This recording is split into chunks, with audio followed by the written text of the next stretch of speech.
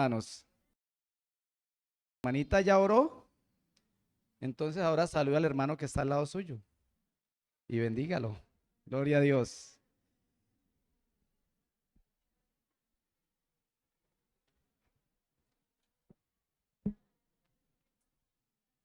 Bueno, mis amados hermanos, hace exactamente 2 semanas empecé una enseñanza relacionada con un tema que el Señor Jesucristo trató y está registrada en el libro de Mateo en el capítulo 5, que es un sermón muy famoso en la comunidad cristiana conocido como el Sermón del Monte o de la montaña. Y expliqué que iba a hablar sobre las bienaventuranzas, que es el inicio del sermón, porque el sermón en sí son 111 versículos. Y vimos el contexto histórico de cuando el Señor Jesucristo inicia este sermón, que es un sermón que va a chocar contra las expectativas que tenía ese pueblo en ese momento por todas sus influencias ideológicas, filosóficas y políticas que habían. Y vimos que el Señor Jesús va a dar no unas instrucciones de cómo ser salvo, sino va a enseñar las características de los que son salvos. Y el sermón yo lo titulé El carácter de los hijos del reino. Y vimos que el Señor todo lo que hizo en este sermón estaba con un propósito, desde por qué se sentó y por qué subió un monte, todo eso lo explicamos. Vimos que él dijo, bienaventurados los pobres de espíritu, porque ellos es el reino de los cielos. Y vimos que era algo que realmente como que no coincidía con el pensamiento de las personas, decir, pero ¿por qué va a ser feliz un pobre? Porque la palabra bienaventurado quiere decir feliz o dichoso. ¿Por qué va a ser feliz un pobre? Pero el Señor no está hablando de una pobreza económica, sino de los pobres en espíritu, y explicamos quién es pobre en espíritu. Y vimos un ejemplo del fariseo que va a orar y lo mismo del publicano, ¿no? Y vimos la actitud del fariseo, que era alguien que se creía muy digno y muy rico espiritualmente y que oraba de una manera arrogante, centrada en sí mismo, que se comparaba con los demás y se veía mejor que ellos, mientras que el publicano decía que no levantaba la cara ni siquiera, estaba humillado y que se postró ante el Señor y le dijo, sé propicio a mí, que soy pecador. Entonces vimos que la pobreza en espíritu es aquel que ve su lamentable condición espiritual y que el Señor dice que ellos son bienaventurados porque de ellos será el reino, porque la persona que se ve pobre espiritualmente es la que necesita de un Salvador, es la que ve que no puede suplir nada para salir de esa condición. Y vimos que se refería como a un mendigo, que el mendigo es el que no tiene absolutamente nada y que necesita de la bondad de alguien. Así es el pobre en espíritu, necesita de la bondad de Dios para sacarlo de esa situación. Y vimos que después decía que bienaventurados los que lloran porque ellos recibirán consolación. Y vimos que este versículo tiene que ver con el primero, porque el pobre es el que luego va a llorar. Porque cuando se ve en esa condición lamentable espiritualmente, él reconoce que necesita un Salvador, que necesita a alguien que lo ayude a salir de esa condición. Y ahí va a llorar, ¿por qué?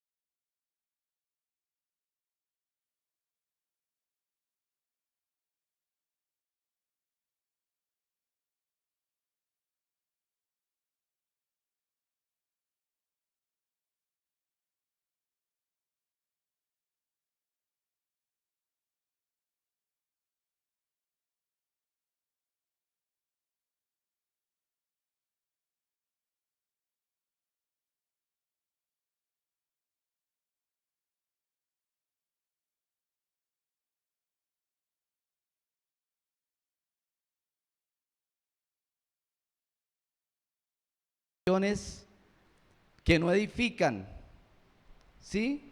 Porque el Espíritu Santo está ahí y le redarguye cada vez que se equivoca.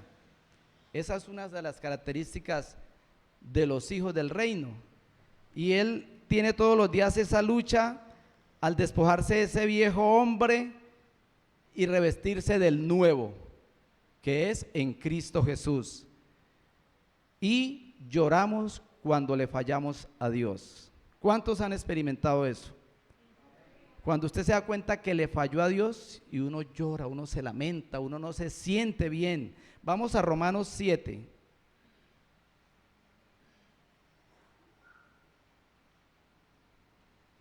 Romanos 7, versículo 22.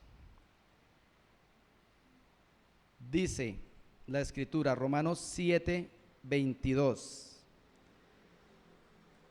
Porque según el hombre interior me deleito en la ley de Dios, pero veo otra ley en mis miembros que se rebela contra la ley de mi mente y que me lleva cautivo a la ley del pecado que está en mis miembros.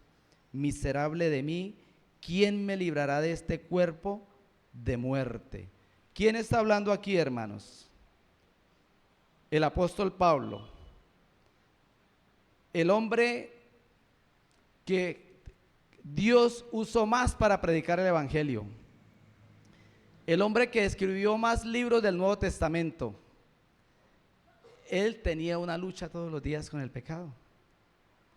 Y dice, miserable de mí, ¿quién me librará de este cuerpo de muerte? Porque este cuerpo es el que usamos para pecar. Las malas palabras salen de nuestra boca. Los malos pensamientos salen de nuestro corazón. Los hurtos, la inmoralidad sexual, todo se hace con este cuerpo, hermanos. Y él dice, miserable de mí, ¿quién me librará de este cuerpo? Y los que han nacido de nuevo, hermanos, no son como los del mundo, que ellos clasifican el pecado. Para los del mundo el pecado solo es la muerte, la violación, el secuestro. Eso es pecado. Pero la fornicación no es pecado. Las malas palabras no es pecado. El robar ya no es pecado. El adulterio tampoco. Tienen su esposa, pero tienen su amante. Y no tienen problema con eso. Y mire lo que dice el Señor en Jeremías 8. Vamos allá al Antiguo Testamento. Jeremías capítulo 8, para ver el contraste entre un hijo de Dios y el que no es hijo de Dios. Verso 12. Jeremías 8:12. Aquí hace una pregunta el Señor, dice, ¿se han avergonzado de haber hecho abominación? Ciertamente no se han avergonzado en lo más mínimo, ni supieron avergonzarse. Caerán por tanto entre los que caigan, cuando los castigue caerá, dice Jehová. O sea, ellos no sienten vergüenza por el pecado. Lo cometen y antes como que se sienten orgullosos, alardean de eso. Muchos se gozan, se ríen. ¿Usted conoce a alguien así? Hermano, esa es una persona que no es del reino de los cielos. Y si usted quiere saber si una persona es un verdadero creyente, observe cómo esa persona actúa frente al pecado. ¿Por qué la importancia de este mensaje, hermano, del Sermón del Monte? En una ocasión el Señor hablaba con una mujer que ella tenía un concepto diferente de lo que era la adoración basado en un lugar. Y el Señor le dice, créeme, mujer, vendrá la hora cuando los verdaderos adoradores adorarán al Padre en espíritu y en verdad, porque tales adoradores el Padre busca que le adoren. Y el mensaje que está dando aquí el Señor, ¿por qué es tan importante para la iglesia? Porque Dios está diciendo cuáles son las características de los verdaderos adoradores. Y esto nos va a servir a nosotros, iglesia, para hacer un paralelo en cómo estoy viviendo yo, cómo estoy yo afrontando el pecado, si tengo esa lucha o no la tengo. Y me va a ayudar a mí a mejorar, a ver qué áreas de mi vida tengo que tratar. Porque un hijo de Dios, todos los días, hermanos, tiene lucha contra el pecado. Todos los días somos tentados, hermanos, a ofender al Señor. Y lloramos cuando le fallamos a Dios, hermanos. Pero ¿qué hacemos? ¿Qué hacemos cuando le fallamos al Señor? Vamos a Proverbios, capítulo 28, verso 13. Lo voy a leer de esta versión,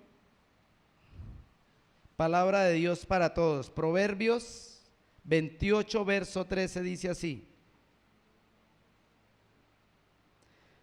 no le irá bien al que oculta sus pecados, pero el que los confiesa y se aparta será perdonado. Dice, no le irá bien.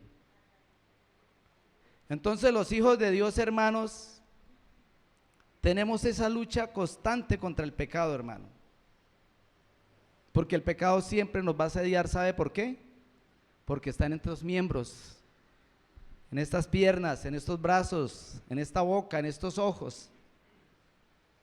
Y por eso Pablo decía, miserable de mí, ¿quién me librará de este cuerpo de muerte? Gloria a Dios que este cuerpo va a ser transformado en un cuerpo glorioso. Gloria a Dios, hermanos. Amén.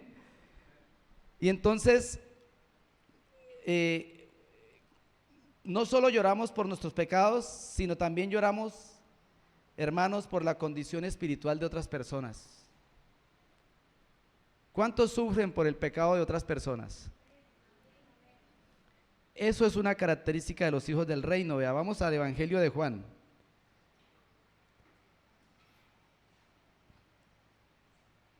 Vamos al capítulo 11, verso 35. Es un versículo muy cortico. Dice, Jesús lloró. ¿Por qué creen ustedes que lloró el Señor? No era porque Lázaro se había muerto, porque él lo iba a resucitar, ¿no? Jesús llora por ver la condición de la humanidad en el pecado, hermanos. Llora por ver que el hombre ahora muere, y ese no era el propósito de Dios, a causa de su pecado. Por eso lloró el Señor, hermanos. Entonces, los hijos del reino también debemos sufrir por los pecados de otras personas, hermanos. Llorar por nuestros familiares, por nuestros sobrinos, por nuestros hermanos en la sangre, por nuestros cuñados, que aún se revuelcan en el pecado, hermanos, y creen que van para el cielo. Creen que van para el cielo, hermanos. Creen que van a la presencia de Dios. Están engañados, hermanos. ¿A usted no le duele eso? Nosotros tenemos un grupo de la familia y constantemente con mi esposa les martillamos palabra de Dios, hermano. Y ellos viven publicando por allá sus borracheras, en las discotecas, suben fotos de todo eso. Y a nosotros nos duele esa condición porque de allá nos sacó el Señor, hermanos. De allá nos sacó el Señor. Vamos a Segunda de Pedro.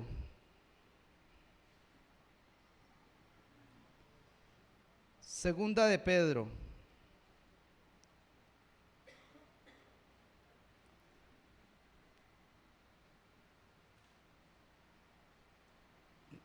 Nos dijeron que le diéramos tiempo para buscar. Segunda de Pedro 2, versículos 6 y 7. Lo voy a leer. De Dios habla hoy. Dice, Dios también condenó a la destrucción a las ciudades de Sodoma y Gomorra, quemándolas hasta dejarlas hechas cenizas, para que sirviera de ejemplo de los que habría de suceder a los malvados. Pero libró a Lot, un hombre justo que, ¿qué hacía Lot? Afligía la vida viciosa de aquellos malvados. O sea, Lot sufría de ver el pecado que había en Sodoma y Gomorra, hermanos. Lot no se deleitaba con eso, él sufría. El Señor lo libró a él, pero destruyó a toda esa gente, hermanos. Y esta es una de las características de nosotros, y tenemos que preguntarnos, ¿nosotros sufrimos por el pecado de esos amigos, de esos familiares? ¿O somos indiferentes y decimos, ya el que se queme, que sople? ¿Cuál es la actitud suya, hermano, ante esa condición de muerte de sus amigos, de sus seres queridos? ¿Les comparte usted la palabra?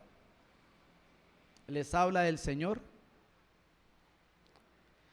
¿Y cómo trata usted con el pecado, hermanos?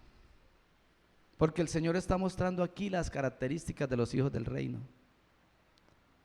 ¿Qué siente usted cuando peca? ¿No siente nada? ¿O siente ganas de llorar? ¿O se siente mal? Si usted no experimenta esa lucha con el pecado diariamente, si no llora y sufre cuando le falla al Señor, es muy probable que usted no haya nacido de nuevo.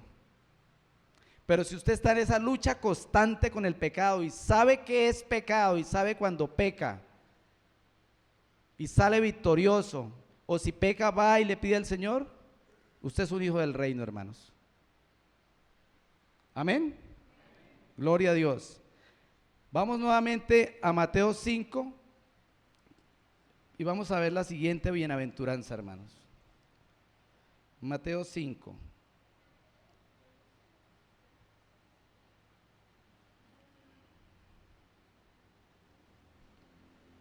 Dice así Mateo 5, verso 5. Bienaventurados los mansos, porque ellos recibirán la tierra por heredad. Aquí el Señor me dio bien duro haciendo este estudio, hermanos, porque me falta harto en este punto, hermanos. Cuando empecé a estudiar qué es ser manso, y se da uno cuenta cuánto le falta a uno, hermanos. Cuánto le falta a uno, hermanos, para crecer en el Señor. Porque esta palabra manso es un adjetivo que quiere decir dócil, tranquilo. Esto alude, hermano, al ejercicio del dominio propio. A alguien que no responde impulsivamente, hermano, ante situaciones difíciles, sino que espera en Dios porque sabe que Dios tiene el control de todo. Y el Señor dice que una de las características de sus hijos es que son mansos. ¿Y sabe qué es ser manso, hermano? Tener una idea adecuada de mí mismo, que yo me conozca bien y que yo conozca mis fortalezas, pero también mis debilidades, y cómo actúo yo ante los demás con esas fortalezas o esas debilidades, hermanos. Si soy una persona humillativa o soy una persona agresiva. Y ser manso no es ser débil de carácter, hermanos, o ser una persona cobarde, o ser alguien que no dice nada ahí, callado y que ni habla, que es condescendiente con todo. No, eso es ser una debilidad también. Esta mansedumbre a la que se está refiriendo el Señor, hermano, vamos a ver que es un fruto del creyente por medio del Espíritu.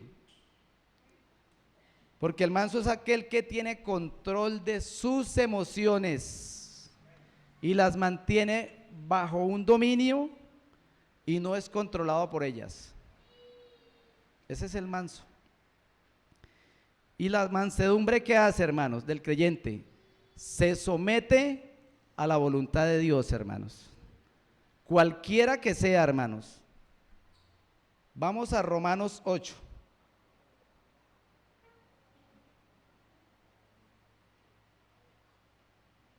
Romanos 8, esto es un versículo bastante conocido, 28. Dice así, Romanos 8:28 dice, y sabemos que a los que aman a Dios, todas las cosas les ayudan a bien. Esto es a los que conforme a su propósito son llamados. O sea, la persona mansa en situaciones favorables y desfavorables acepta la voluntad de Dios. Aunque no le gusta, aunque le duela, acepta la voluntad de Dios, descansa en Él y reconoce que tanto lo bueno como lo malo, Dios lo va a usar para transformar nuestro carácter. Y es difícil, hermanos, porque nosotros queremos recibir solo la parte buena de Dios, ¿cierto? Y nos cuesta recibir las cosas duras que también vienen de parte de Dios, hermanos. Y hay veces que decimos, pero ¿por qué a mí, Señor? Y renegamos. Somos como el pueblo de Egipto, que salió de Egipto, el pueblo de Israel, que aunque vieron todas esas maravillas, después decían, mejor hubiera sido estar allá esclavizados en Egipto. Y así a veces le pasa al cristiano, no, eso yo desde que estoy en el evangelio me he ido como los perros en misa. Pero no entiende que el Señor lo sacó de una condición de muerte. Y que ese es el regalo más grande, hermano. Es el regalo más grande. Pone por encima una situación del regalo más grande. Ellos no entendieron que el Señor los había sacado de la esclavitud de Egipto. Y hay creyentes que no entienden que el Señor los sacó de la esclavitud del pecado. Y no aceptan vivir en una situación difícil. O no aceptamos, hermanos. Somos duros. Entonces la mansedumbre se evidencia también en el trato a otras personas. Vamos ahí mismo a Romanos capítulo 12, verso 3. Dice así, Romanos 12:3. ¿Ya están en la Biblia, hermanos, en ese versículo? Digo, pues, por la gracia que me es dada a cada cual que está entre vosotros, que no tenga más alto concepto de sí del que debe tener, sino que piense de sí con cordura, conforme a la medida de fe que Dios repartió a cada uno. ¿Sí ve que es tener ese conocimiento de mí mismo? Y dice pensar con cordura, hermanos. No creerme más que los demás. ¿Ah? ¿Y cómo trato yo a las demás personas? Todo lo que Dios me dio a mí, ¿para qué me lo dio? Para ministrar a las otras personas, hermanos. Para servirle a las otras personas. Por eso dice que cada cual que está entre vosotros que no tenga más alto concepto de sí mismo. Mira, hermano, uno puede llevar muchos años en el evangelio y haber estudiado mucho, pero llega una persona que lleva menos tiempo y Dios le revela más que a uno. Le puede revelar más que a uno, hermano. Entonces tenemos que tener cordura de lo que somos, hermanos, porque lo contrario a mansedumbre, ¿qué es? Ser salvaje, fiero, bravo, pero también arrogante y prepotente. Es lo contrario a ser manso. Y el creyente manso no devuelve mal por mal, sino que devuelve bien por ese mal que ha recibido. ¿Cómo era nuestro Señor Jesucristo? Vamos a Mateo 11. Él es nuestro modelo perfecto. Mateo 11, verso 29. Dice así: llevad mi yugo sobre vosotros y aprended de mí, que cómo es, que soy ¿qué? Manso y humilde de corazón. Y mire lo que se consigue siendo manso y humilde de corazón. Dice, y hallaréis descanso para vuestras almas. Hermano, ¿cuánto tenemos que aprender de Cristo? Por un momento piense en todo lo que Cristo soportó, hermano, por nosotros. En el Via Crucis que lo llaman. ¿Cuánto soportó Jesús? Aquel que estaba con el Padre y se encarnó, hermanos, que se despojó y se humilló siendo igual a nosotros, como un hombre. El Señor recibió burlas, el que hizo los cielos y la tierra. Recibió escupidas, a él lo escupieron, cachetadas, le pusieron una corona de espinas burlándose de él, lo insultaban. ¿Y cómo reacciona el Señor? Esperen que resucite, esperen que resucite. ¿Sí o no que no? ¿Sabe qué hizo el Señor? Dijo, perdónalos, Padre, porque ellos no saben lo que hacen. Entonces, cuando nosotros tengamos una situación difícil, pensemos en cómo reaccionó el Señor y a ver si lo podemos hacer de la misma manera, hermanos. Claro que sí podemos, porque tenemos al Espíritu Santo. ¿Y cómo reacciono yo a las ofensas? Piense un momento, ¿cómo reacciona usted ante las ofensas? ¿Cómo reaccionamos? ¿Sabe, hermano, que haciendo este estudio me di cuenta que las ofensas son el mejor medidor de mi mansedumbre? Y digo, Señor, ¿cuántas veces me he rajado? Porque uno no se quiere quedar callado. No, yo le respondo. A mí pínteme en la que yo se la coloreo. ¿Sí o no? Y así somos, hermanos. Pero el Señor dice, aprended de mí, que soy manso. Y dicen, aprendan del que hizo todo esto, ya, el que los hizo a ustedes. Aprendan del que él habló y fue hecho. Y nosotros, ¿cuánto nos creemos, hermano? ¿Cuánto orgullo hay en nosotros? Entonces, ¿cómo reclamamos, hermanos, a los que nos ofenden? Esa es una evidencia de qué tan humildes y qué tan mansos somos. Los hijos de Dios debemos reflejar la mansedumbre de Cristo frente a los hermanos de la iglesia, pero también allá afuera. Decía un pastor una vez que un pastor sacó una macheta. Dijo, no, tranquilos que la macheta no es cristiana. Se excusaba en eso. Vamos a ver algo que el Señor nos muestra para darnos claridad de lo que es ser un manso y cómo el Señor quiere que seamos. Vamos al Salmo 37. Salmo 37. Vamos a leer 11 versículos de este salmo, hermanos, porque tiene mucha concordancia con el versículo que acabamos de leer. Dice Salmo de David, dice, no te impacientes a causa de los malignos, ni tengas envidia de los que hacen iniquidad, porque como hierba serán pronto cortados y como la hierba verde se secarán. Confía en Jehová y haz el bien y habitarás la tierra. Vea que es la misma promesa que hace en Mateo 5:5. Deleita, dice, y heredarás la tierra y te apacentarás de verdad. Deleítate asimismo en Jehová y Él te concederá las peticiones de tu corazón. Encomienda a Jehová tu camino, confía en Él y Él hará. Exhibirá tu justicia como la luz y tu derecho como el mediodía. Guarda silencio ante Jehová y espera en Él. No te alteres con motivo del que prospera en su camino, porque el hombre que hace maldades, deja la ira y desecha el enojo. No te excites en manera alguna en hacer lo malo, porque los malignos serán destruidos, pero los que esperan en Jehová, ellos heredarán la tierra. Pues he aquí, a poco no existe el malo, observará su lugar y no estará allí. Pero los mansos, ¿qué? Heredarán la tierra y se recrearán con abundancia de paz. Nótese que varias veces dice que los mansos heredarán la tierra. Y fue lo mismo que enseñó el Señor Jesucristo.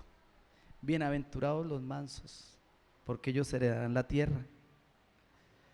Entonces vemos que aquí el Señor habla de que hay unos que son muy ricos y tienen esperanza de sus riquezas, pero parece ser que todo eso lo habían conseguido haciendo el mal. Y eso lo vemos hoy en día, ¿no? Y el que es rico es orgulloso. Y el Señor dice que no se impaciente por eso y que espere en el Señor. ¿Por qué? Porque el Señor nos tiene una herencia asegurada, hermanos. Una herencia asegurada nos tiene el Señor a todos. Y dice que el manso no siente envidia. ¿Cómo estamos en ese punto?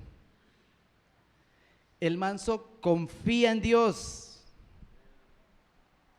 El manso hace el bien. El manso se deleita en Dios. El manso le ora a Dios.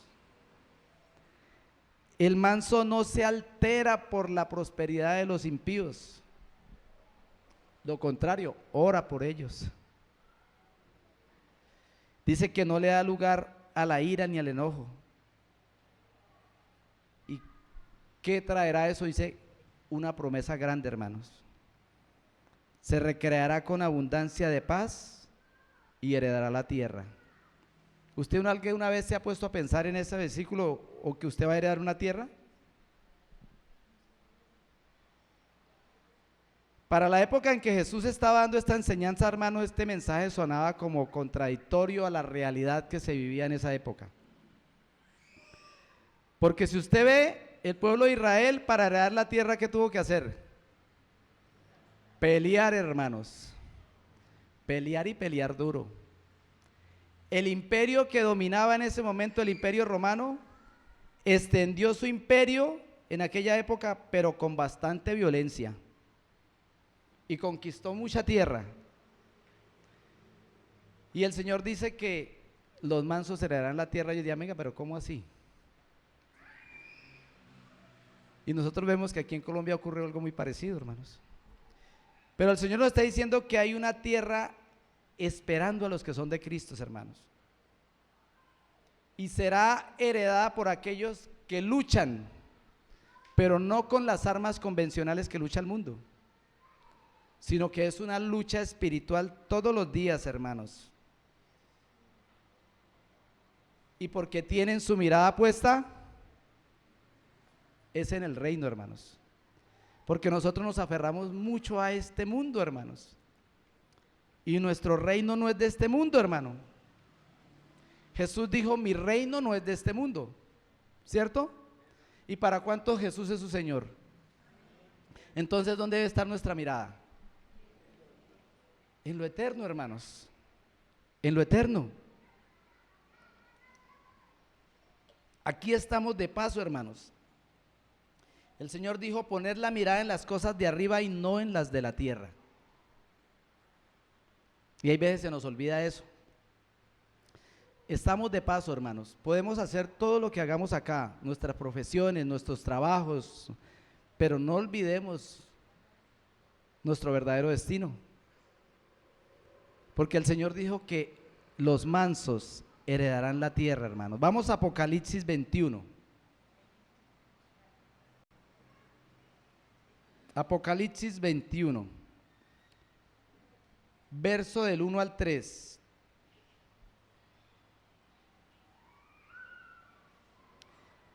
Dice Apocalipsis 21, verso 1.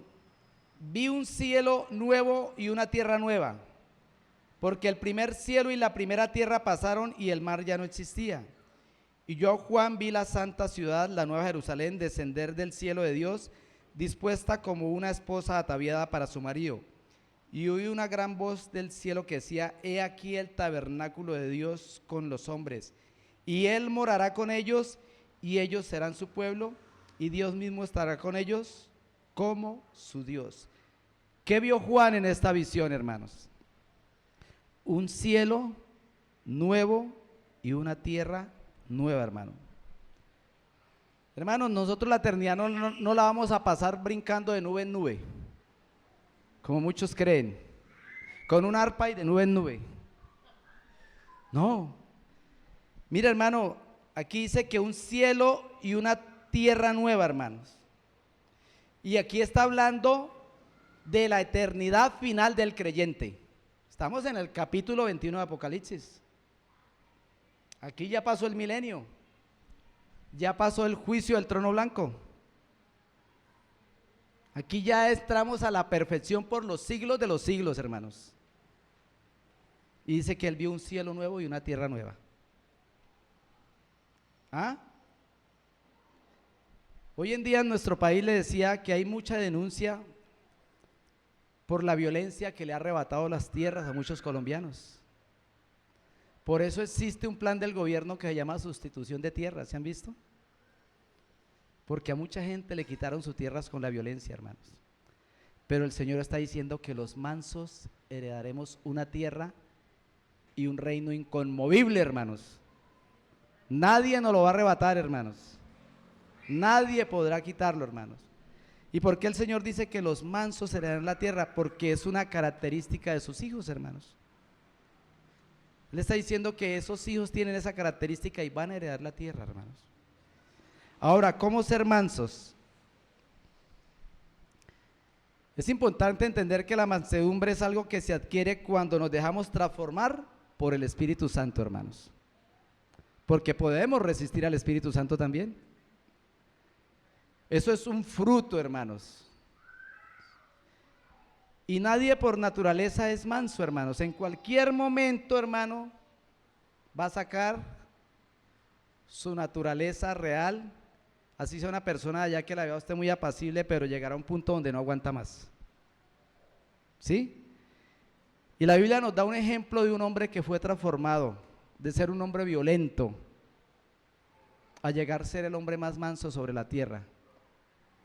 Vamos a Éxodo 2. Éxodo 2, verso 12. Este hombre es Moisés. Éxodo 2, verso 12 dice así: entonces miró a todas partes, este era Moisés, y viendo que no parecía nadie, mató al egipcio y lo escondió en la arena. Aquí fue cuando Moisés, que era un príncipe de Egipto, salió de su palacio a ver cómo estaban sus hermanos y vio a uno que golpeaba a otro. Vio a un egipcio que golpeaba a un hermano de él, a un hebreo. ¿Y qué hizo? Lo mató. Ni siquiera le reclamó y no llegó de una y... Era un hombre violento, ¿cierto? No tenía nada de manso, hermanos. Pero este hombre después tiene un encuentro con el Señor, con Dios, hermanos. ¿Se acuerdan cuando él vio una zarza que se incendió pero no se consumía? Y que el Señor le dijo: quítate el calzado de tus pies. Y mire la Biblia cómo describe cómo llegó a ser este hombre. Libro de Números.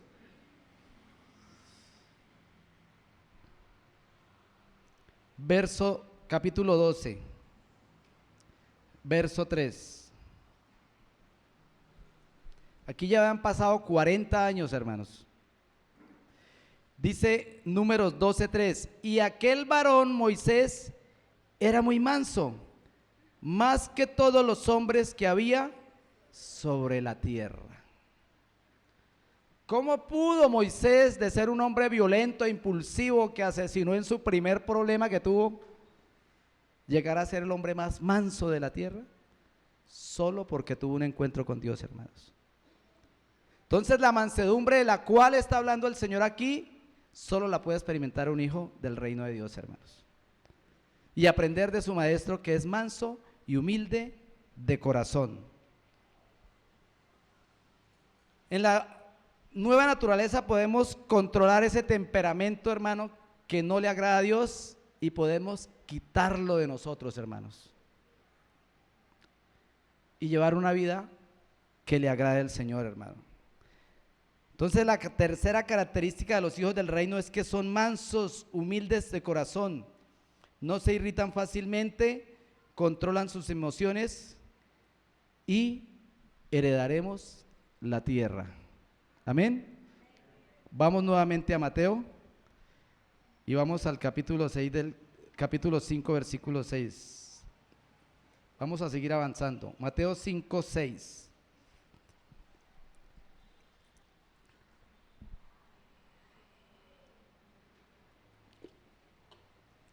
Y el Señor sigue enseñando y dice: bienaventurados los que tienen hambre y sed de justicia, porque ellos serán saciados. Cada bienaventuranza está ligada la una con la otra, hermanos. La una nos lleva a la otra. Los que eran pobres de espíritu, después fueron los que lloraron. Estos que lloraron fueron transformados y después fueron los que llegaron a ser mansos. Y ahora, aquí el Señor hace un cambio en lo que viene enseñando y va a hablar ahora del sentir, de ese deseo de tener hambre y sed. Y el hambre y la sed son las dos necesidades físicas que todos los días el hombre busca saciar, ¿cierto? O si no, ¿cuántos son duros para ayunar acá? No aguantan sino medio día, ¿cierto? Y con dolor de cabeza. Entonces, hermanos, nadie quiere padecer hambre y sed.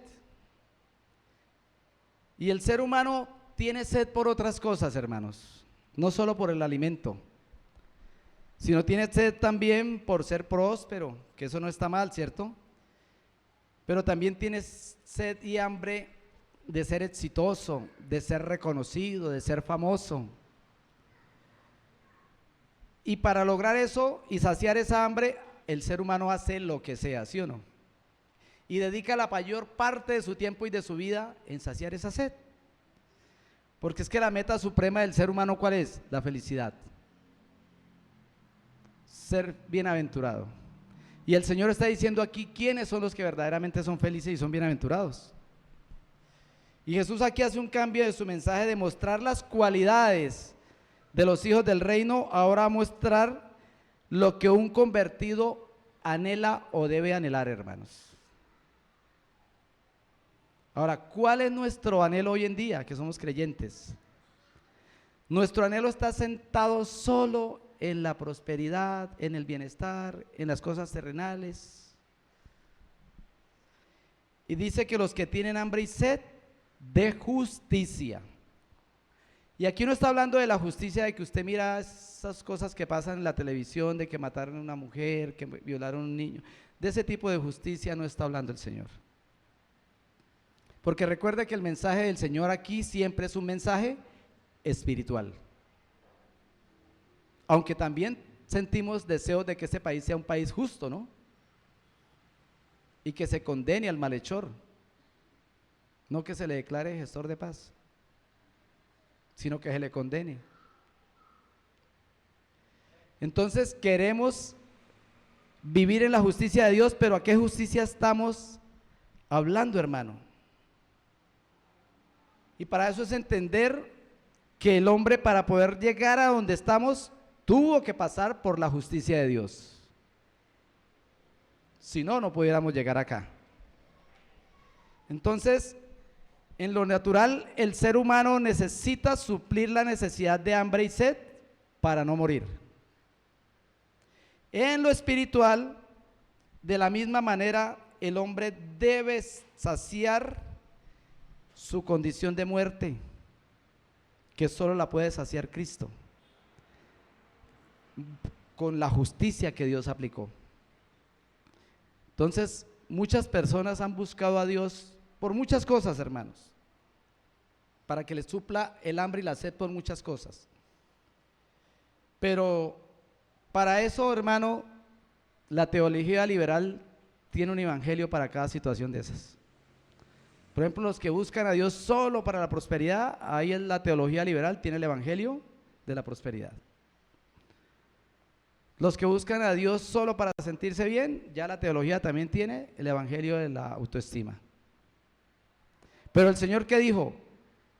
Buscad el reino de Dios y su justicia, y lo demás será añadido. Entonces el Señor dice que bienaventurados los que tienen hambre y sed de justicia. Y para eso es entender cómo el Señor aplicó su justicia a una humanidad pecadora y rebelde. Vamos a Romanos 3.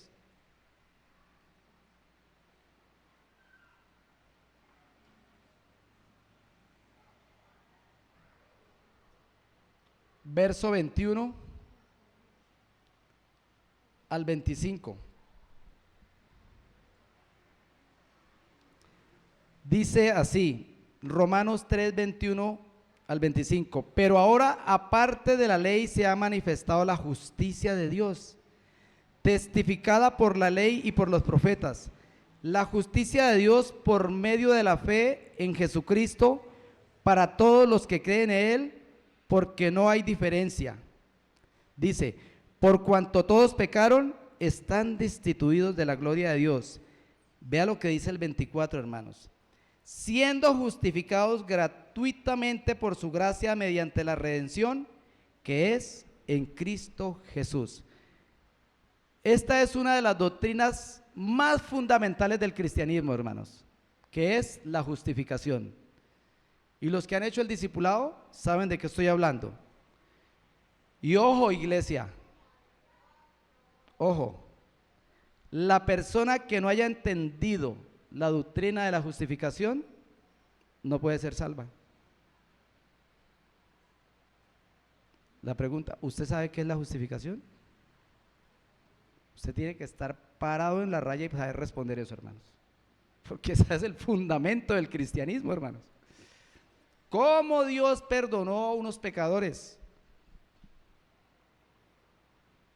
Por la fe en el Evangelio de Jesucristo, hermanos. Porque Él pagó lo que yo no podía pagar. Él fue mi sustituto en la cruz del Calvario, hermanos. Él tomó mi lugar, pagó mi deuda. No por las obras que yo hiciera, porque ninguna obra servía para eso, hermanos. Ni por ningún logro. Entonces solo los que fueron justificados por la obra de Jesucristo en la cruz son los que ahora tienen una hambre y sed permanente de la justicia de Dios. No era solo para salvación, es permanente ahora en nuestras vidas, hermanos. Una hambre y sed de justicia. Entonces el Señor ahora va a mostrar el deseo del nuevo convertido, o en el deseo que debe andar un nuevo convertido. Porque al experimentar esa justificación de Dios, hermanos, por medio de Jesucristo, ese nuevo convertido buscará la justicia de Dios todos los días de su vida, hermano. Eso es lo que se conoce como santificación.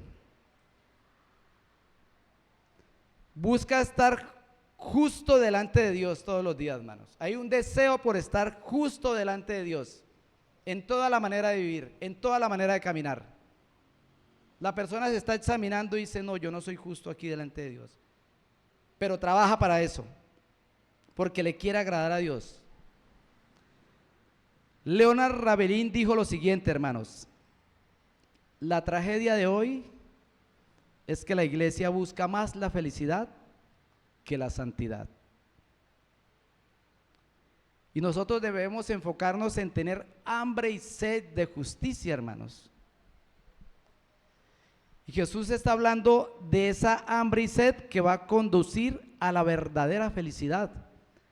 Por eso el Señor dijo, y lo demás será añadido. Ya estamos en el reino de Dios, ya fuimos justificados, pero yo tengo que seguir caminando en ser justo delante del Señor todos los días. Por eso decía el Señor en el Antiguo Testamento, varón justo. ¿Sí han leído? Varón justo. Y era que el que caminaba con el Señor, el que iba ahí. Vamos a Romanos 6. Romanos 6, verso 18.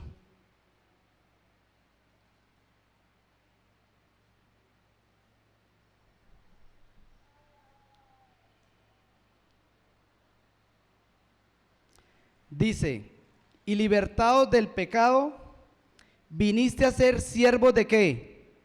De la justicia. Hablo como humano por vuestra humana debilidad. Que si así como para iniquidad presentáis vuestros miembros para servir a la inmundicia y a la iniquidad, así ahora para santificación presentad vuestros miembros ¿para qué? Para servir a la justicia. Lo que está diciendo Pablo es que así como en este cuerpo, con estas piernas, con estos brazos, con esta mente, con este corazón, pecábamos y ofendíamos a Dios en borracheras, en lascivias, en todo eso, dice, ahora con este mismo cuerpo tenemos que vivir justa y piadosamente delante de Dios. O sea, va a haber un hambre constante por eso, hermanos, por vivir de una manera que Dios me vea justo y diga, varón justo Osvaldo, varón justo Wilson, varón justo Pablo, varón justo Juan, varón justo Juan Carlos. Entonces, una de las características de los hijos del reino es que vamos a tener siempre hambre y sed por vivir a la justicia de Dios, hermanos. Y voy a hablar de 4 características de vivir a la justicia de Dios y que es el deseo del verdadero creyente. Pero no alcanzó el tiempo. Pero ya habrá otra oportunidad, hermanos. Vamos a orar, póngase de pie y le damos gracias al Señor. Padre, amado Señor, bendito Dios, gracias por tu palabra, Señor. Porque el primero en ser redarguido he sido yo, Señor. Porque me falta aún mucho, Señor, para aprender de mi maestro, Señor. Para aprender del que es manso y humilde de corazón, Señor. Para aprender de aquel, Señor, que no abrió su boca cuando como oveja fue llevada al matadero. Padre, ayúdanos a entender que hay una tierra nueva, Señor. Que hay un reino glorioso, Padre precioso, que nos espera a todos los que perseveremos en la salvación, Señor. Que nos espera a todos aquellos que hemos creído en el sacrificio de tu Hijo Jesucristo, Señor. Padre, podemos hacerlo uno en este mundo sin dejar de hacerlo otro, Señor. Ayúdanos a crecer cada día más, Señor, a crucificar esta carne, este cuerpo, Señor, que se quiere levantar para pecar, para ofender tu nombre, para hacer blasfemar tu nombre, Señor. Ayúdanos, Padre precioso, Rey hermoso, a que cada día nos examinemos, Señor, a que cada día tengamos conciencia en dónde está nuestra morada eterna, Señor. ¿En dónde está nuestra morada eterna, Señor? Sino allá, Señor, en un cielo nuevo y en una tierra nueva, Padre. Ayúdanos a ser esa luz que tú quieres que seamos, Señor. Ayúdanos a no sentirnos conformes con nuestra condición espiritual, Señor. A que cada día veamos la pobreza que hay en nosotros, Señor. Pero que queramos salir de esa pobreza cada día más, leyendo tu palabra, siendo noble a tu Espíritu Santo. Padre, viviendo en la gracia como tú quieres que vivamos, Señor. Gracias por tu palabra, Señor. Gracias por esa misericordia tan grande que nos das con el privilegio de estudiar y escuchar tu palabra, Señor. Porque en ella hay vida, Padre precioso. Padre, bendigo esta congregación, palabras de vida eterna con tu palabra, Señor.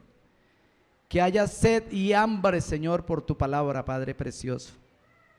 Por lo que tú escribiste, por lo que tú dejaste, Señor, para que nosotros cada día crezcamos como hijos del reino, Señor, y haya una gran diferencia, Señor, entre los hijos de las tinieblas. Para honra y gloria de tu nombre, Rey hermoso, en el nombre de Cristo Jesús. Amén.